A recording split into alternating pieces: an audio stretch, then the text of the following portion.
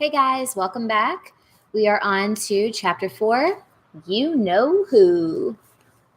We're on page 12. The next day, I'm hanging around the park. It's not much of a park, just this sloping down grass place by the old mill pond with a statue of a guy on a horse, some Civil War general, and he's pointing his sword at the pond like he's going to chase the ducks away. The whole statue is this rusted green color, except for his hat, which is white, where the birds are always crapping on it.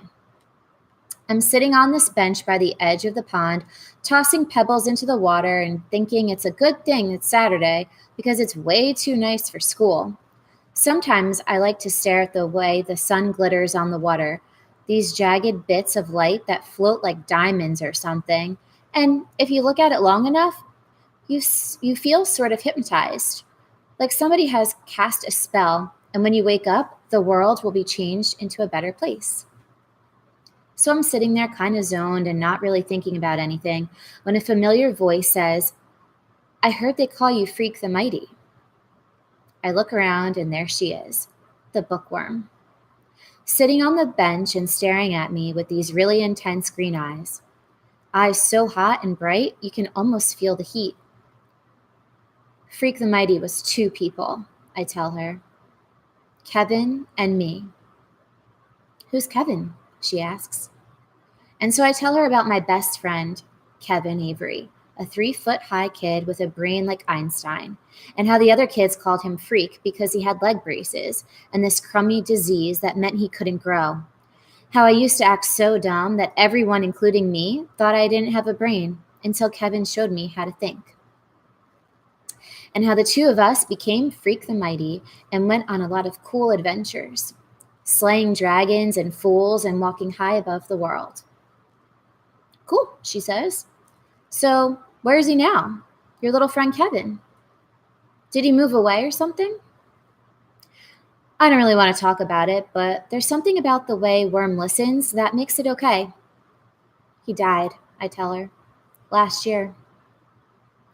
She just sits there for a while thinking about it, and then she goes, what a crummy deal. Yeah, I say, it was. So, she goes, now you're Max the Mighty. Page 14. For some reason, that makes my ears burn hot. I'm just Max, I tell her. Just plain Max. Worm has this sort of smile on her face, like she knows a secret about me, and she's about to say what it is, when a worried voice calls out, Rachel, leave the nice man alone. I turn and see this woman perched on a bench nearby. She looks real nervous, like she's going to leap up any second and scream for the cops. Like, because I'm big and goofy looking, I might be a pervert or something.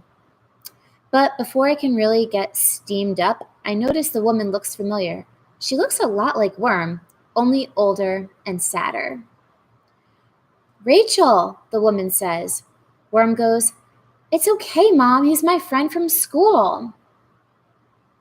The woman gets up from the bench and comes over. She's wearing this long, old-fashioned black dress, and she's got this stiff-legged way of walking, like her feet are hurting and she doesn't want them to touch the ground.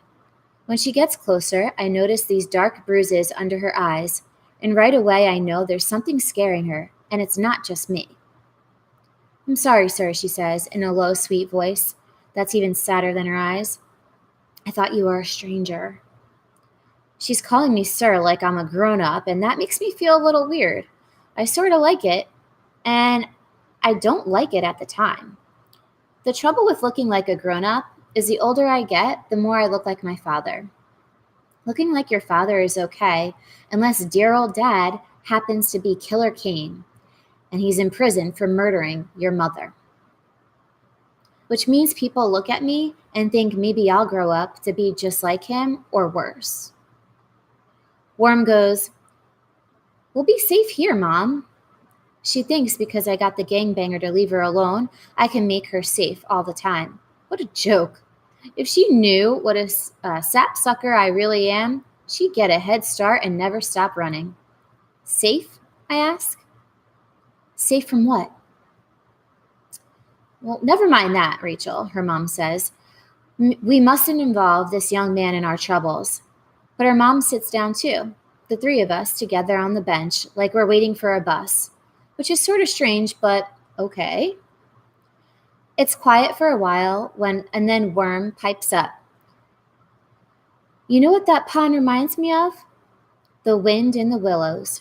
Remember how Daddy used to read me that story?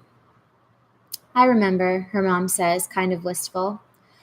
Worm roots around inside her backpack until she finds a dog-eared copy of the book. She flips through the pages, but you can tell she's practically got the thing memorized. She's read it so many times. Remember how Mole and Badger and Rat like to row around in their little boat? And Mr. Toad is always acting so grand and getting into trouble. Her voice is going higher. Like talking about the story is making her feel like a little kid again.